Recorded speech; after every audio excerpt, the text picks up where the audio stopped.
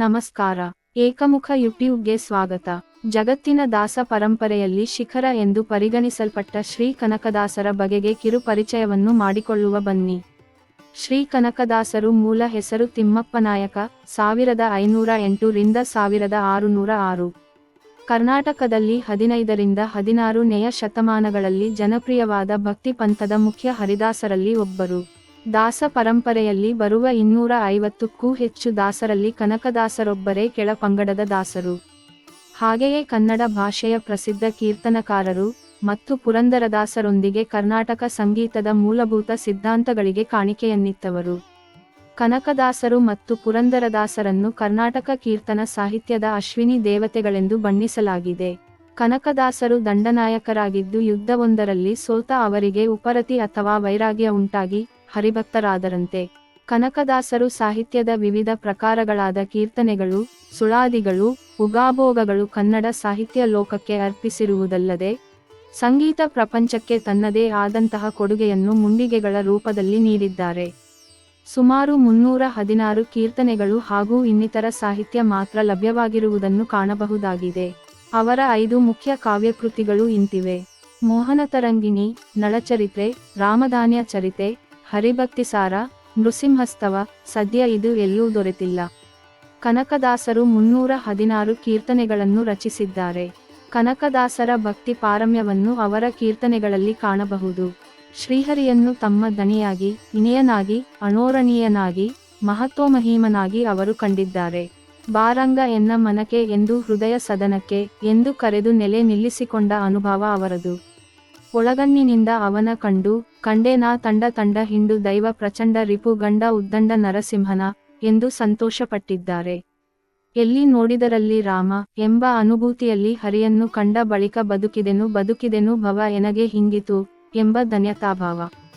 ದಾಸದಾಸರ ಮನೆಯ ದಾಸಿಯರ ಮಗ ಮಂಕುದಾಸ ಮರುಳುದಾಸ ನರಜನ್ಮಹುಳು ಪರಮಪಾಪಿ ಎಂದು ಕರೆದುಕೊಂಡಿದ್ದ ಅವರು ಜೀವಮಾಗಿ ಹಣ್ಣಾದಂತೆ ಪರಮಾತ್ಮನ ಸಾಕ್ಷಾತ್ಕಾರವಾದಂತೆ ಆತನೊಲಿದ ಮೇಲೆ ಇನ್ಯಾತರ ಕುಲವಯ್ಯ ಎಂದುಕೊಳ್ಳುತ್ತಾರೆ.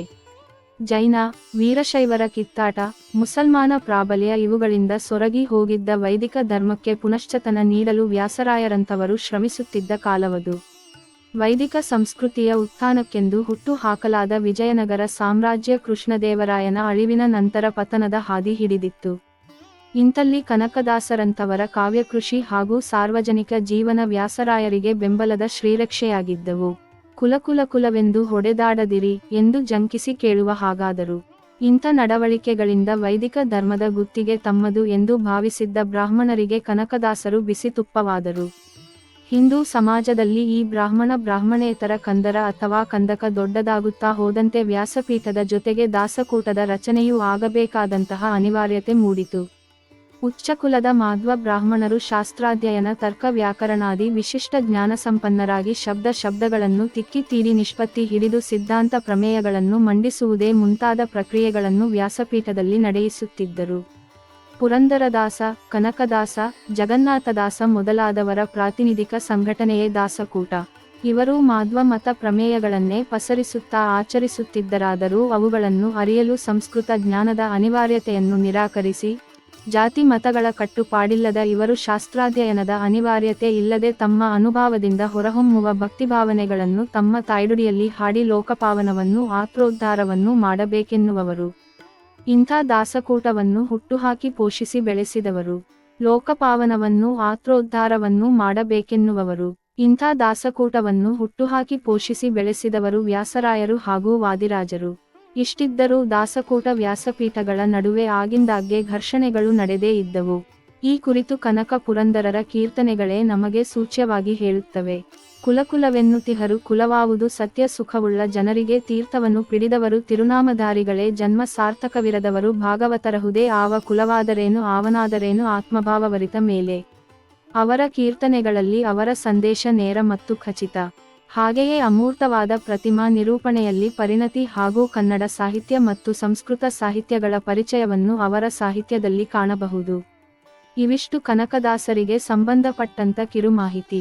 ಧನ್ಯವಾದಗಳು.